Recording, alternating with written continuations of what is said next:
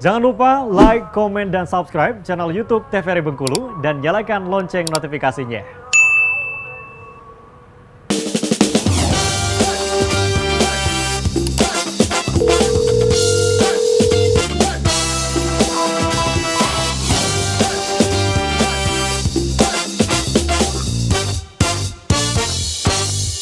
Baik pemirsa, Anda kembali menyaksikan Dokter Kitong masih membahas mengenai OMA, otitis media akut bersama dengan Dokter Pusan dan juga Dokter Eni.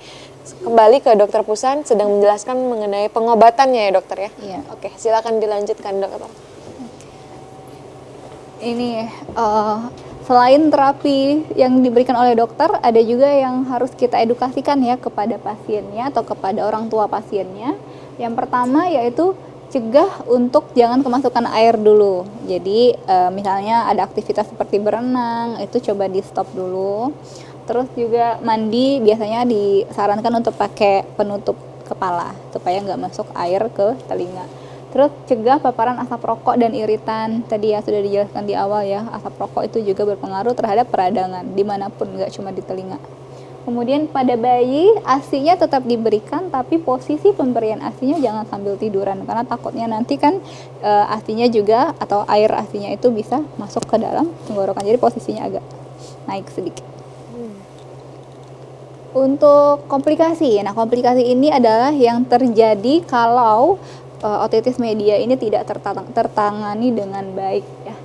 Jadi yang namanya peradangan, ada infeksi di situ, baik itu bakteri ataupun virus, kalau tidak ditata laksana dengan baik bisa menyebar ke kemana-mana, bahkan tidak cuman di sekitar organ tersebut. Yang pertama ada mastoiditis komplikasinya. Ini masih di sekitar telinga ya. Ini tulang-tulang di belakang telinga namanya tulang mastoid. Kalau misalnya peradangan pada bagian telinga tengah tadi tidak teratasi dengan baik, dia akan juga bisa menginfeksi di sekitarnya ya. Tulang mastoid nanti akan menonjol juga di bagian belakang telinganya, ini juga nyeri sekali dan merah ya.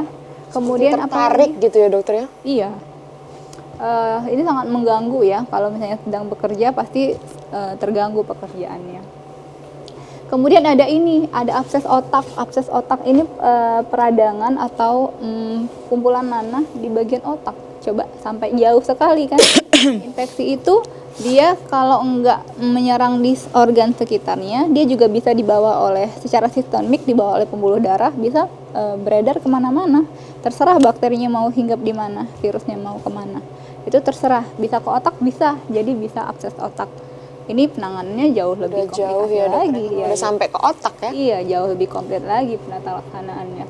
Ini ada perforasi membran timpani. Ini tadi ya yang dibicarakan dokter Eni juga. OMA, otitis media akut, berarti kan keadaannya itu masih dalam sekitar 2 mingguan atau kurang dari 2 bulanan. Kalau dia sudah robek, kemudian kronik, itu sudah berarti di atas 2 bulan, ini akan sangat sulit nih untuk bisa kembali seperti semula kalau sudah perforasi seperti ini. Dan yang ditakutkan adalah tadi, karena di belakangnya ini ada saraf-saraf, ada tulang pendengaran, otomatis akan berefek kepada kualitas kita mendengar suara. Bisa jadi tuli gitu, atau setidaknya berkurang lah kemampuan kita untuk mendengar suara. Kemudian ada lagi ini parase, artinya kelemahan pada bagian saraf di muka, bisa sampai ke situ. Nih kayak bibirnya mencong, terus kayak nggak bisa senyum. Kayak stroke ya dok? Iya, kayak stroke, tapi bukan ya, ini cuma parase saja. Ini sampai kemana-mana. Jadi memang infeksi peradangan dimanapun itu tidak boleh disepelekan, tapi juga jangan terlalu ditakuti sampai nggak berani untuk berobat. Harus tetap berobat supaya dokternya bisa lebih cepat mengetahui stadiumnya apa dan pengobatan yang paling tepat itu apa. Itu. Selesai ya dokter ya? Dari ini dokter, kalau misalkan penanganannya itu kan kita sudah keluar cairan sudah cukup banyak, terus kita mungkin sumpal ya, bahasanya kita sumpal menggunakan tisu. Kalau itu bagaimana dokter? Atau kapas?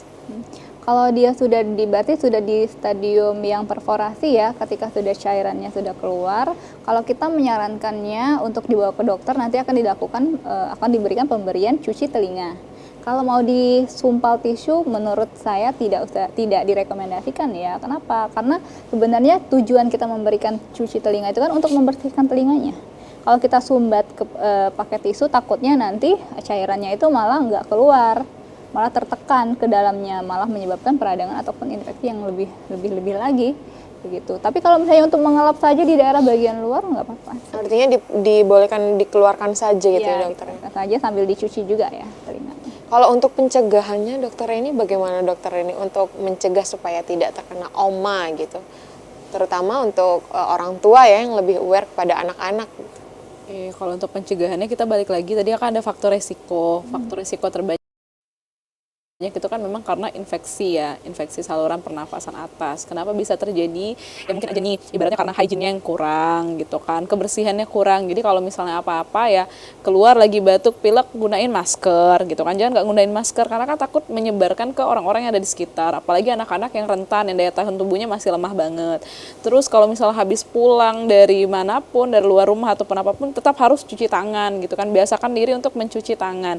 Kan diajarin tuh ke masyarakat awam gimana cara mencuci tangan yang baik ya. Cuci tangan dengan benar pakai sabun biar apa? Karena kita mencegah adanya kuman-kuman yang menempel di tangan kita. Apalagi kalau misalnya masih punya anak-anak kecil nih di rumah, harus hati-hati, jangan yang datang-datang pulang-pulang nih kotor misalnya kan, apalagi kayak kita ya yang habis dari rumah sakit atau apa kan jangan langsung buru-buru nih karena mungkin anaknya gemesin lucu banget kan biasanya langsung pengen cium atau pengen gendong, jangan. Jadi mendingan harus ganti semua pakaian dulu, mandi bersih atau cuci tangan dengan baik gitu. Artinya makan makanan yang sehat dong. Betul, artinya masih membahas mengenai lingkungan dan kesehatan Lingkungan dan juga ya dokter ya. benar. Berkali-kali kita misalkan bahas penyakit itu masih kembali ke lingkungan dan kebersihan juga.